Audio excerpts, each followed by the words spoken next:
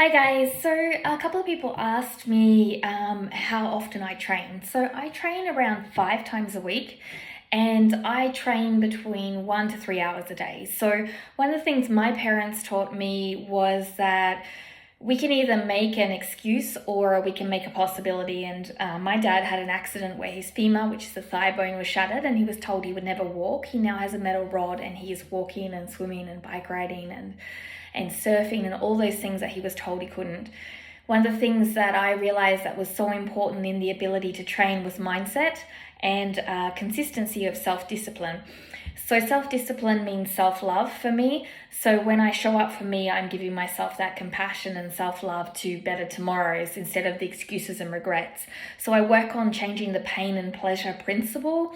And the pain and pleasure principle is if I don't train, then I get pain because I will not get the results that I'm looking for or the feel-good effects from training. Instead of sitting there and having the pleasure sitting on, if I can just sit down and relax and watch Netflix, I don't find that as pleasurable because I've changed the pain and pleasure principle because I don't get what I want and need out of the movement. So movement for me is about helping mental health and about helping me to grow as a person, as a personal trainer, a yoga teacher as well. So most mornings before I go to work, I get up and I train. And I usually do between 1 to 3 hours depending on my days.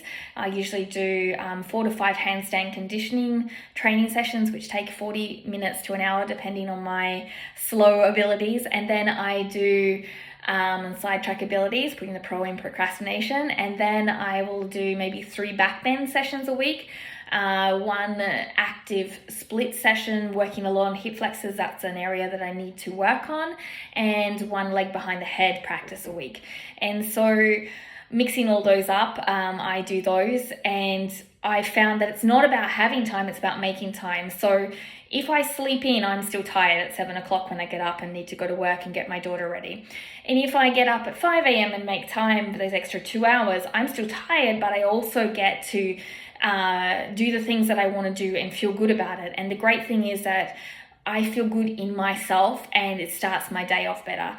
So the key tips I would say is change the pain and pleasure principles. So I find much more pleasure in achieving my goals than I do in achieving my excuses and regrets. So for example, if you want to lose weight, put the pleasure on eating healthier foods, and then not eating healthy foods, putting the pain on it, which maybe you get more heavy in weight or less ideal in the body structure that you're looking for. So pain and pleasure principle.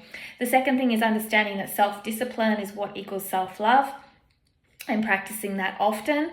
It's very important to do that. It's very important to understand that nobody gets there because it's easy. If it was easy, we'd all have a fit body. We'd all be able to do all the skills that we think are awe-inspiring. It takes a lot of practice, and think about this too. Many people have had 10, 20 years of practice, so don't expect to start where they start.